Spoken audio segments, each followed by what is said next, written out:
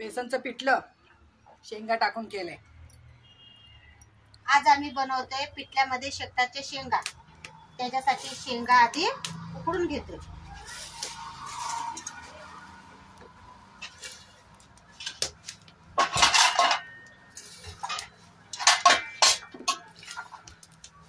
शेंगा शिजताना थोडीशी हळद टाकून घ्यायची आणि थोडंसं मीठ, म्हणजे ते शेंगांना लागतं पाणी उकळल्यावरती। पिठल्याच्या फोडणीची तयारी करून घेतोय आम्ही। त्याच्यासाठी मिरच्या, लसूण आणि थोडंसं जिरं याचा ठेचा करणार, म्हणजे पिठल्याला चांगली चव येते। काय काय आणि फोडणीमध्ये काय काय टाकणार? मिरची, जिरं, लसूणचा ठेचा, मिरच्या चिरून घेतल्यात, कांदा अजून चिरायचा कांदा, कोथिंबीर, टोमॅटो घेणार आहे 2। झालं शीतल? हा झालंय। असं जाडं भरडच टाकणार, मस्त चव लागते त्याच्याने। शेंगा आता शिजल्या, 80% शिजून घेतल्या, बाकीच्या पिठल्यामध्ये शिजतील। आता हे गाळून घेणार ना? पाणी पण ओतणार आम्ही पिठल्यामध्ये, त्या शेंगांची चव त्याच्यामध्ये उतरले ना पाण्यामध्ये, मग ते वापरणार। आता आम्ही पिठल्याची तयारी करतोय। त्याच्यासाठी पातेला माजून घेतोय, म्हणजे घासायला जरा कमी त्रास पडतो, चुलीवर खराब होतो।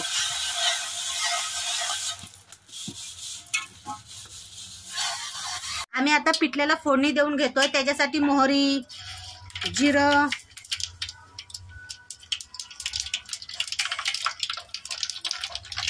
कढीपत्ता आणि वाटलेला ठेचा तेलामध्ये टाकणार आहोत।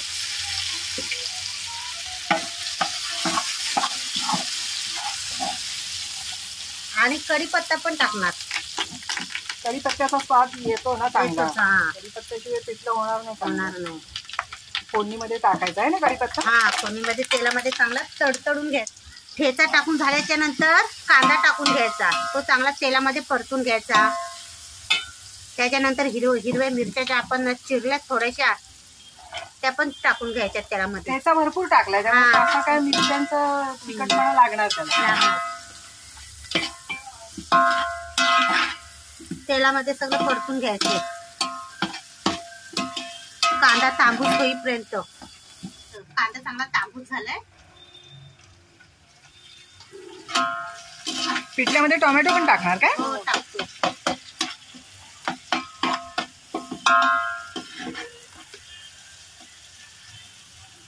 पीठ तयार आहे। पीठ आधीच पाणी ओतून त्याच्या गुठल्या मोडून घेतलेला आहे, सगळं तेलात टाकूनच घेणार। हा। किती किलो पीठ घेतलंय? 1 किलो। हळद टाकून घ्यायची, कांदा टोमॅटो चांगला परतून घेतलाय, तेलामध्ये आता हळद टाकून घ्यायची आणि कोथिंबीर पण थोडीशी तळामध्ये टाकणार। थोडीशी वरण ठेवा टाकायला। ठेवायची, हो। जाळ कमी कर शीतल, हातावर येतोय ना। आता सगळं परतून झालंय चांगलं। जे आपण गुठल्या मोडून पीठ घेतलंय ते त्याच्यात ओतून घ्यायचंय। दोघी जणी मिळून पिठलं बनवताय। भरपूर बनायचं असतं ना, त्यामुळे मदत लागते। एका माणसाचं काम नाही हे। आम्ही जे शेंगा उकडून घेतल्यात आधी हळद मीठ टाकून, त्या पाण्यासकट पिठल्यामध्ये टाकून घेणार, म्हणजे शेंगांची चव पण पिठल्याला लागेल।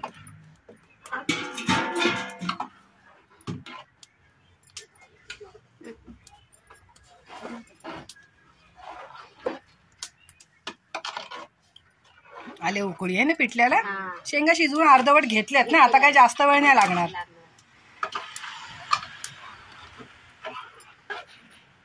जुनी जागा बदलल्या, आम्ही नवीन जागेत आलोय। भिंत मागचं काम नवीन दिसतंय। नक्की कळवा, कमेंट करा। आणि कसं दिसतंय, का जुनी जागा चांगली होती? काय ग शिल्पा, नवीन जागा चांगली का जुनी होती चांगली? जुनी चांगली होती। जुनी चांगली होती। आता उकळी आले पिठल्याला, आता मीठ टाकून घ्यायचं। शेंगा उकडताना पण पाण्यामध्ये टाकलं होतं मी. आता जरा जपूनच टाकायचं. आता एक वाफ द्यायची कारण का शेंगा आधी शिजलेल्या आहेत. आता शिजले आहे ना? शिजले. फक्त 5 मिनिटं शिजून पूर्ण होईल. याच्याशी काय खाणार, भाकरी का भात? भात. आता पिठलं शिजून तयार आहे. आता वरून जरा सजावटीसाठी कोथिंबीर टाकून घ्यायची. चांगली उकळी आली. दणदणीत उकळी आली, चांगली आहे ना? वास पण सुटलाय. घ्या, उतरवून काढा आता खाली. आता तो खाली उतरून घ्यायचा. मस्त. पिठलं शिजून तयार आहे. किती मस्त घट्ट झालंय. आता आलं ना, शेंगा पण आहेत ना त्यात, चव लागते शेंगाना.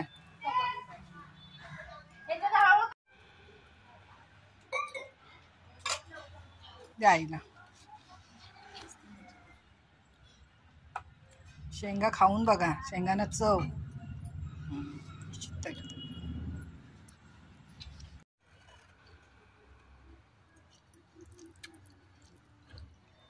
बेसनचं पिठलं शेंगा टाकून केलंय, एकदम भारी झालंय. नक्की करून बघा. आमचे जर व्हिडिओ आवडले तर सबस्क्राईब करा चॅनलला, अजून केलं नसेल तर, आणि लाईक करा आवडलं तर. या खायला.